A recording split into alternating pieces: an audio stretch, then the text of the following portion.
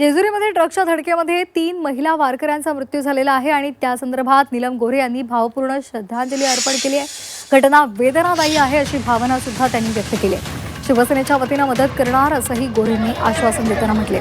वारकरी दिंडीला ट्रकनं दिलेल्या धडकेमध्ये 3 महिला वारकऱ्यांचा मृत्यू झाला। ही घटना अत्यंत दुर्दैवी, वेदनादायी आणि धक्कादायक असल्याची भावना शिवसेनेच्या नेत्या डॉक्टर नीलम गोऱ्हे यांनी व्यक्त केली आहे।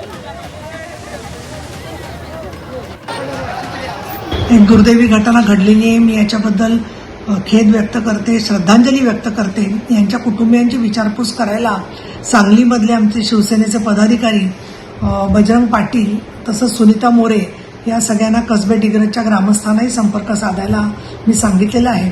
पुणे ग्रामीण पोलिसांशी माझं बोलणं झालेलं आहे, परंतु ज्या वारकऱ्यांच्या सुरक्षिततेसाठीच्या सूचना होत्या त्याचं पालन हे पोलिसांच्याच बरोबर वारकऱ्यांच्या मधले जनता जी आहे त्यांच्याकडून सुद्धा होणं खूप गरजेचं मला वाटतंय। या ज्या महिला भगिनी भक्तिभावाने चाललेल्या होत्या त्यांचा शेवटचा दिवस हा ठरावा याचा मला खेद वाटतो, पण त्याचबरोबर अजून एका गोष्टीचा खेद वाटतो, म्हणजे दिवे घाटामधून जात असताना वारकऱ्यांना प्रचंड त्रास झालेला आहे।